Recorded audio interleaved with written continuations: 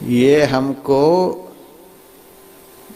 अपनाना नहीं चाहते हैं, भीतर में बहुत आफत है, अपनाना नहीं चाहते। संत सदगुरु यदि खूब मुंह पोंछें, खूब प्रेम प्यार बाहर से दिखाएं तो सावधान हो जाना, ये हमें अपना बनाना नहीं चाहते हैं। हम इनके बनना नहीं चाहते, ये हमको अपना बनाना नहीं चाहते। हम बनने के लायक नहीं हैं, इसीलिए बनाना नहीं चाहते हैं। जिनके ऊपर झाड़ फटकार यह सब होने लग जाए, समझ लेना सदगुरु को हमसे बहुत प्रेम है, हमें बहुत जल्दी अपना बनाना चाहते हैं। तो कोमलता का अर्थ होता है कितनी भी कड़ाई संत करे, कितनी भी कड़ाई सदगुरु करे, सहज भाव से उसे स्वीकार करते रहना। अपने से श्रेष्ठ जनों के द्वारा दिए गए दुत्कार फटकार को सहज रूप से स्वीकार करते रहना। मन में जरा सा भी कष्ट नहीं हो, मन में जरा भी दुख नहीं हो।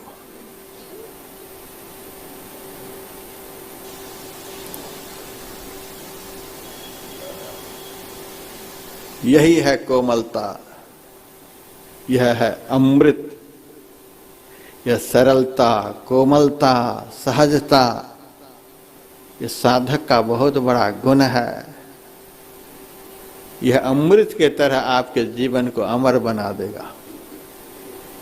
परम संत बाबा देवी साहब के बहुत शिष्य थे, लेकिन इस स्तर के नहीं थे। यही कारण रहा कि जो आशीर्वाद गुरुदेव को उनसे प्राप्त हुआ सो किसी को नहीं प्राप्त हुआ। गुरुदेव को एक चिट्ठी में बाबा देवी साहब ने लिखा था, लाला तुमको रोटी मिले चाहे नहीं मिले, लेकिन तुम्हारी बराबरी का इस मजहब में दूसरा कोई नहीं हो सकता। दूसरा कोई नहीं तुम्हारी बराबरी में हो सकता। गुरु महाराज को लाला कहते थे, लाल। रत्न के बहुत नाम हैं, सबसे कीमती रत्न का नाम लाल होता है। सबसे कीमती रत्न जो होता है उस रत्न का नाम लाल होता है। और सबसे प्रधान शिष्य जो होता है वह सदगुरु का लाल कहलाता है। इसीलिए गुरु महाराज के प्रति बाबा साहब का लाल शब्द का प्रयोग होता था। यह मेरा लाल है, यह संत मत का लाल बनेगा एक दिन। और गुरु महाराज ने बनकर दिखलाया। हम अब ज्यादा पुस्तक नहीं पढ़ते हैं, पहले बहुत पढ़ते थे, बड़ी शौक थी धर्म ग्रंथ पढ़ने का।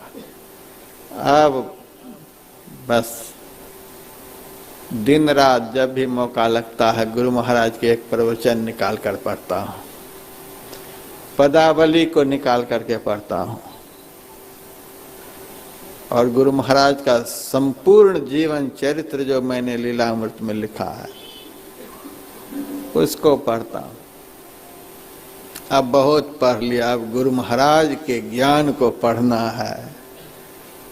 और जब पढ़ता हूँ तो देखता हूँ जगह जगह परम संत बाबा देवी साहब के प्रति जीवन के अंतिम क्षण में भी गुरु महाराज को कितना प्रेम था, हम कह नहीं सकते कितना प्रेम था।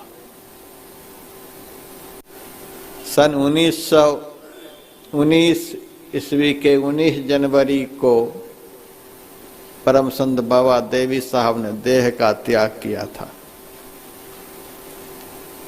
गुरु महाराज ने पदावली की रचना की 1940 ईस्वी में, 21 साल के बाद।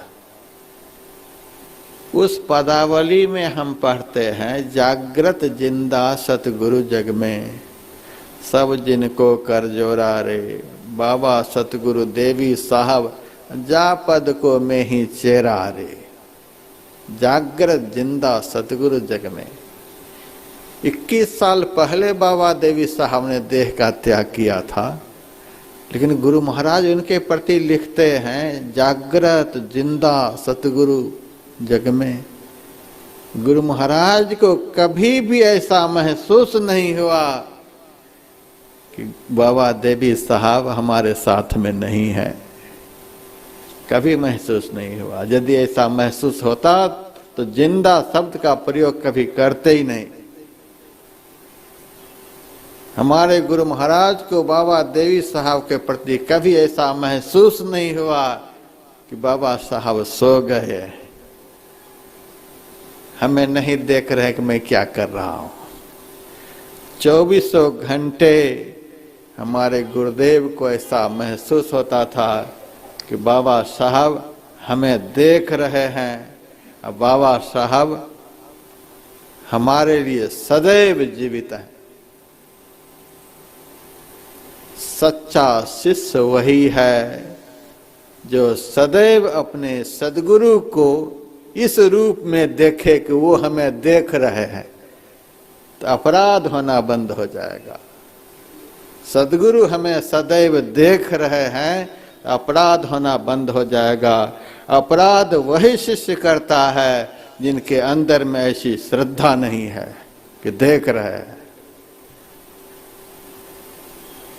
और विपत्ति में पड़कर हाय हाय वही शिष्य करते हैं जिस शिष्य को लगता है कि अब गुरुदेव नहीं रहे, हमारी विपत्ति को दूर करने वाले अब नहीं रहे, इसीलिए विपत्ति की घड़ी में हाय हाय करते हैं। 70 साल की एक माई मेरे पास आधा दर्जन केले लेकर आई, महाराज जी हम आपको गुरु बनाना चाहते हैं।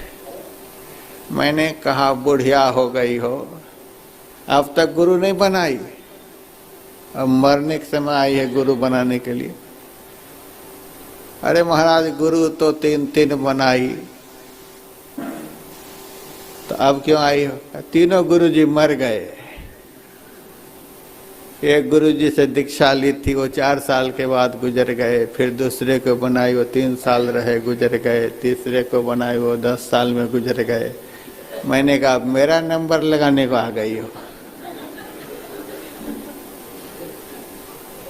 हम हाथ जोड़ते हैं ऐसे शिष्य को जिनके गुरु हर 3 साल 4 साल में मर रहे हैं। गुरु और गुरु का ज्ञान कभी मरता नहीं है।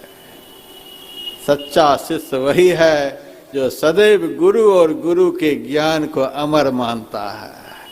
गुरु महाराज जीवित हैं। हमें तो कभी फील नहीं होता कि गुरु महाराज शरीर में नहीं है। करोड़ों शरीर में रहने वाले जितनी आपकी सहायता नहीं कर सकते, वो शरीर में नहीं रहते हुए भी अकेले गुरु महाराज आपकी सहायता करने में तैयार हैं, समर्थ हैं। जो ऐसा विश्वास रखते हैं वे दिन रात अनुभव करते हैं। 24 घंटे ये हमारी सहायता के लिए तैयार खड़े हैं। लोग मेरे से कहते हैं महाराज बचपन से महात्मा बने हो, आप गुरु महाराज का कुछ चमत्कार सुनाओ, बताओ कौन कौन सा चमत्कार देखे हो। बहुत लोग बहुत काल्पनिक चमत्कार सुनाते हैं, मैं काल्पनिक चमत्कार नहीं सुनाता। कोई चमत्कार सुनाओ। हम कह देते हैं हम जो बोल रहे हैं यही उनका चमत्कार है। उन्हीं के चमत्कार से हम बोलते हैं। हमारे मुंह में जो बोली आ रही है यह उन्हीं का चमत्कार है, नहीं तो उनके चमत्कार के बगैर तो यह बोलती कब के बंद हो गई होती। इन्हीं की कृपा से हम बोल रहे हैं, इन्हीं की कृपा से एक एक श्वास ले रहे हैं, इन्हीं की कृपा से हम देख रहे हैं, इन्हीं की कृपा से हम कुछ कर रहे हैं, इन्हीं की कृपा से हम चल फिर रहे हैं। हमारे जीवन का समग्र व्यापार, समग्र व्यवहार बस इन्हीं का चमत्कार है। साहब से सब होत है बंदा ते कचनाई। हमसे क्या हो सकता है? कुछ भी नहीं।